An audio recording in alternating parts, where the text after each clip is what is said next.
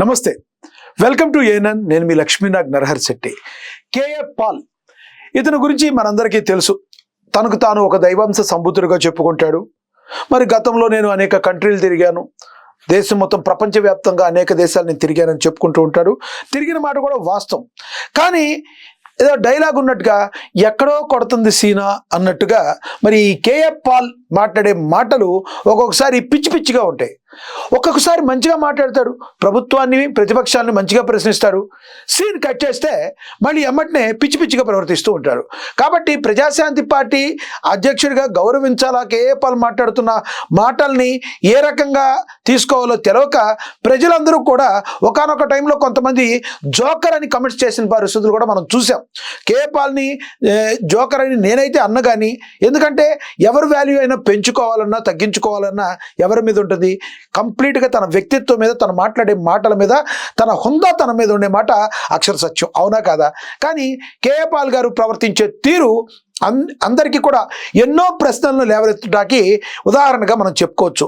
ఎలక్షన్ల ముందు బయటికి రావటం, స్కూల్ బ్యాగ్ పిల్లోళ్ళలాగా బ్యాగ్ తగిలించుకుని నేను ఓటేశాను పరిగెత్తడం, రకరకాలుగా మాట్లాడటం, ఇలా పిచ్చి పిచ్చి పనులు చేయడం వలన తన క్రెడిబిలిటీని మొత్తాన్ని కూడా కేఏ పాల్ పోగొట్టుకున్నారన్న రాజకీయ విశ్లేషకులు కావచ్చు, రాజకీయ మేధావులు కావచ్చు, అసలు కేఏ పాల్ అనేవాడు మాట్లాడకుండా ఉంటే బెస్ట్ అనేవాళ్ళు కూడా లేకపోలేదు. ఇంతలోనే ఆయన ఏదో మళ్ళీ అపరిచితుల్లో ఇంకో క్యారెక్టర్ లాగా వచ్చి మరి ఆయన కొన్ని ప్రశ్నలు ప్రశ్నిస్తే కొంతమంది కమెంట్స్, అబ్బా కేఏ పాల్ ఎంత బాగా మాట్లాడాడు అనేవాళ్ళు ఉంటారు. ఎందుకు ఈ రకంగా ఆయనలో ఇన్ని వేరియేషన్స్ కనబడుతున్నాయి?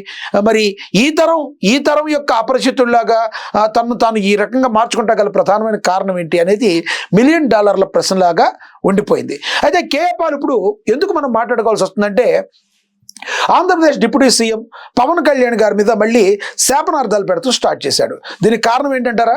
పవన్ కళ్యాణ్ ఆయన ఏమైనా తిట్టారనా?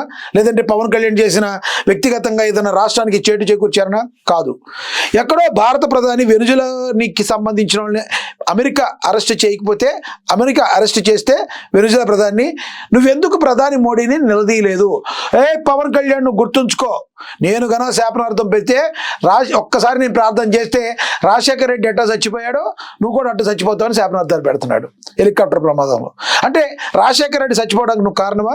రాజశేఖర రెడ్డి చచ్చిపోవాలని నువ్వు ప్రార్థన చేసావా అని మరి జగన్మోహన్ రెడ్డి గారి అభిమానులందరూ అడుగుతున్నారు. మరి రాజశేఖర రెడ్డి అభిమానులు అడుగుతున్నారు, ఆ మాటకు వస్తే అందరూ అడుగుతున్నారు. మరి రాజశేఖర రెడ్డి చనిపోవడానికి కారణం నీ ప్రార్థనేనా? ఏం మాట్లాడుతున్నావయ్యా? తల మైండ్ ఉందా నీకు అని అడుగుతున్న వాళ్ళకి సమాధానం ఏం చెప్తారు? ఎందుకంటే ఒక జర్నలిస్టు సోదరుడిగా మేము అలాంటి వర్డ్స్ మేము యూజ్ చేయం. కానీ కేఏ పాల్ గారు అసలు ఏమన్నారు ఒకసారి చూద్దాం.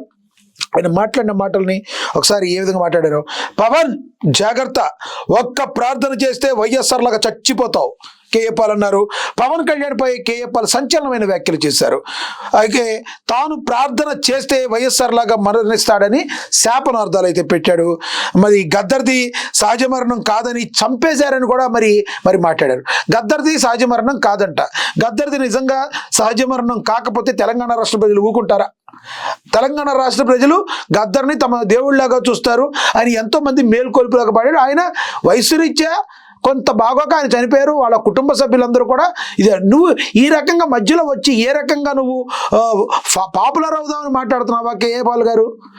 మిమ్మల్ని మీరు అనే దగ్గర నుంచి నువ్వు అనుకునే స్థాయికి వచ్చేసావంటే ఏమనుకోవాలి? పవన్ కళ్యాణ్కి శాపనార్థం పెట్టాల్సిన అవసరం ఏంటి? నిన్నేమైనా చేశాడా పవన్ కళ్యాణ్? వెనుజులా అధ్యక్షుడు కిడ్నాప్, మోడీ మౌనాన్ని ప్రశ్నించండి పాల్. ప్రజాశాంతి పార్టీ అధ్యక్షుడు కేఏ పాల్ మరోసారి సంచలనమైన వ్యాఖ్యలు చేశారు. డిప్యూటీ సీఎం జనసేన అధినేత పవన్ కళ్యాణ్ ఉద్దేశించి తీవ్రమైన వ్యాఖ్యలు చేస్తూ శాపనార్థాలు పెట్టారు. పవన్ కళ్యాణ్ జాగ్రత్త, నేను ఒక్క ప్రార్థన చేస్తే దివంగత ముఖ్యమంత్రి రాజశేఖర రెడ్డిలా చచ్చిపోతామని ఆయన తీవ్రంగా హెచ్చరించారు. ఇక నిన్న హైదరాబాద్ అమీర్పేటలో ఆయన మీడియాతో మాట్లాడారు. ఈ సందర్భంగా ప్రముఖ గాయకుడు గద్దర్ది సహజ మరణం కాదని ఆయన్ను చంపేశారని సంచలన ఆరోపణ చేశారు. అలాగే వెనుజులా అధ్యక్షుడిని అమెరికా కిడ్నాప్ చేయిస్తే ప్రధాని నరేంద్ర మోడీ ఎందుకు మౌనంగా ఉన్నారని పాల్ ప్రశ్నించారు. తను ప్రజాశాంతి పార్టీ కోసం ప్రార్థిస్తున్నారని, మూడో ప్రపంచ యుద్ధం జరగకుండా అమెరికాలో చర్చలు జరుపుతున్నట్టుగా మరి కేఏ పాల్ తెలిపారు. మొన్నటికి మొన్న అదిగో ఇండో పాక్ వారు జరుగుతుంటే నేను వెళ్ళి శాంతి చర్చలు చేస్తే పాకిస్తాన్ యుద్ధం ఆపేసింది అన్నాడు ఈయన. నిజంగా నేను వెళ్ళాడా పాకిస్తాన్ వెళ్తే ఈయన రానిస్తారా? నిజం. మీరు కమెంట్ బాక్స్ రూపంలో కమెంట్ చేయండి. పాకిస్తాన్ వెళ్తే కేఏ పాల్ని ఇక్కడికి రాణిస్తారు. అసలు వెళ్తాడా ఈయన పాకిస్తాను? ఎందుకు వచ్చిన పిచ్చి ప్రేలాపనలు, పిచ్చి మాటలు ఈయన మాట్లాడతాడో అర్థం కాదని చెప్పి అందరూ తలలు పట్టుకుంటున్న పరిస్థితి. కేఏ పాల్కి ఒక గౌరవం ఉండేది చంద్రబాబు నాయుడు దగ్గర నుంచి, రాజశేఖర రెడ్డి దగ్గర నుంచి. ఆ మాటకు వస్తే అమెరికా అధ్యక్షుడి వరకు కూడా ఆయన మంచి పేరు సంపాదించుకున్నారు. మరి చిప్ ఎగిరిపోయిందో ఏమో తెలియదు, కానీ మధ్యలో ఆయన పరువు ఆయనే తీసుకున్న పరిస్థితి. పవన్ కళ్యాణ్ మీద శాపనార్థాలు పెడతాను మీరు ఏ రకంగా చూస్తారు? రాజశేఖర్ రెడ్డి ఎలా చచ్చిపోయాడో నువ్వు కూడా అలా చచ్చిపోతావు నేను ఒక్క ప్రార్థన చేస్తే అంటాన్ని ఏ రకంగా అంటారో మీరేమనుకుంటున్నారు కింద కామెంట్ బాక్స్ రూపంలో కమెంట్ చేయండి. ఇది వాటి స్పెషల్.